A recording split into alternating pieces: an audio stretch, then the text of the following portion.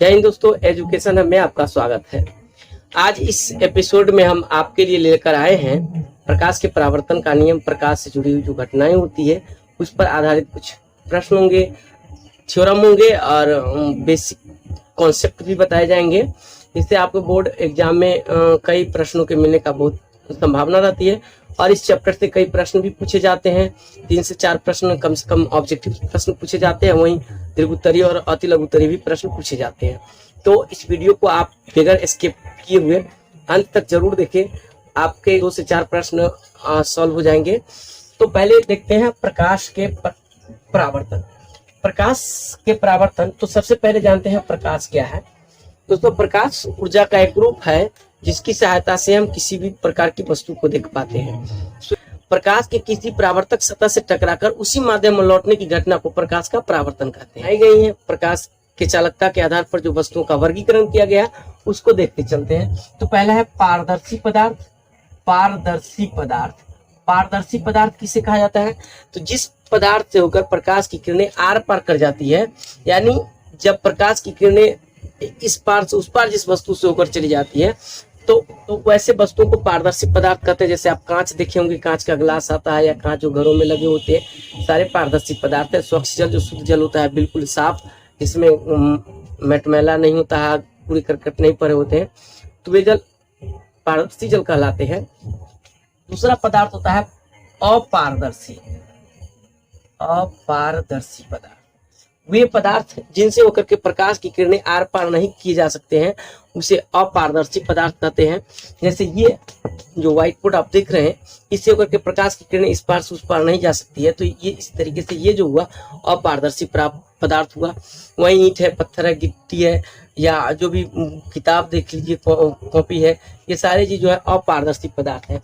वहीं पारभासी पदार्थ तीसरा जो कहा गया, पारभासी पदार्थ यानी प्रकाश की चालकता के आधार पर जो 3 प्रकार के पदार्थ हुए उसमें पारभासी पदार्थ आता है। तो पारभासी पदार्थ उससे वह है जिससे होकर प्रकाश की किरणें अंशतः पार कर पाती है, यानी प्रकाश की कुछ अंश जो होते हैं वह पार कर जाते हैं और कुछ अंश नहीं पार कर पाते हैं। तो ऐसे पदार्थ को पारभासी पदार्थ कहते हैं। जैसे आप तेल लगा दीजिए किसी कागज में, तो कागज हो जाता है पारभासी हो जाता है।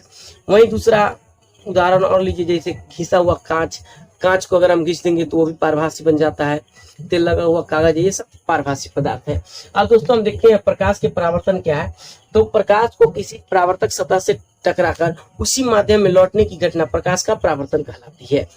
अब प्रकाश का परावर्तन जो होता है किसी नियम के आधार पर होता है, यानी प्रकाश का परावर्तन जिस नियम के आधार पर होता है उसको प्रकाश के परावर्तन का नियम कहते हैं। और प्रकाश के परावर्तन के 2 नियम होते हैं। इसके परावर्तन के 2 नियम होते हैं।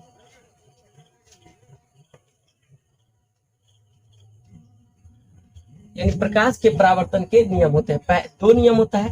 पहला नियम कहता है दोस्तों कि आपतित किरण, परावर्तित किरण और आपतन बिंदु पर डाला गया लंब तीनों एक ही तल में होते हैं। इसको हम एक समतल दर्पण पर देखते हैं कि प्रकाश की किरणें कैसे परावर्तित होती है। तो दोस्तों ये मैंने समतल दर्पण लिया, इस तरफ से हम इसे कलाई कर देते हैं, ये कलाई कर दिया और यहां से होकर के हमने एक प्रकाश की किरणें इस पर गुजारा। तो यहां पर हम दोस्तों क्या करते हैं, यहां पर एक लंब डालते हैं, अभिलंब। ये जो किरणें बनी, ये प्रकाश की, क्योंकि प्रकाश जो है ये दर्पण है तो प्रकाश उस पार तो जाएंगे नहीं, तो ये टकरा करके ये चिकनी सतह है और ये इधर की तरफ लौट जाएंगे। तो जो ये किरणें लौटी इसको हम लोग परावर्तित किरण कहेंगे। तो इसके सभी बिंदुओं को पहले हम लोग देख लेते हैं, उसके बाद परावर्तन के नियम आपको बता देंगे।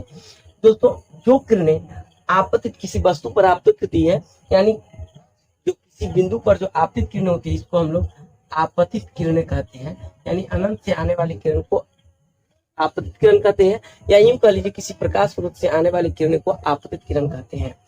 आपतित किरणें किसी सतह के जिस बिंदु पर टकराती है, यानी इसमें हम देख रहे हैं दर्पण के इस बिंदु पर ये टकराई है, तो यह इसका आपतन बिंदु कहलाएगा। इसको हम लोग आपतन बिंदु कहते हैं। और ये टकरा करके जब किरणें जो परावर्तित उसी माध्यम में जो लौट गई है, इस किरण को हम लोग परावर्तित किरण कहते हैं। ये परावर्तित किरण कहलाते हैं दोस्तों। और ये जो ये आपतन बिंदु है, इस पर जो लंब डाला गया है, इसी को हम लोग अभिलंब या लंब कहते हैं, अभिलंब कहते हैं। इस तरीके से अब देखिए यहाँ पर जो ये दिया हुआ है, ये अभिलंब और ये आपतित किरण है, इन दोनों के बीच में ये कोण बन रहा है, इसको हम लोग आई से दर्शाते हैं और इसे आपतन कोण कहा जाता है। ये आपतन कोण हुआ और ये परावर्तित किरण है दोस्तों, और ये अभिलंब है। आप परावर्तित किरण और अभिलंब के बीच के कोण को हम लोग आर से दर्शाते हैं और इसे परावर्तन कोण कहा जाता है, परावर्तन कोण कहा जाता है। तो इसके सभी बिंदुओं को हमने देख लिया।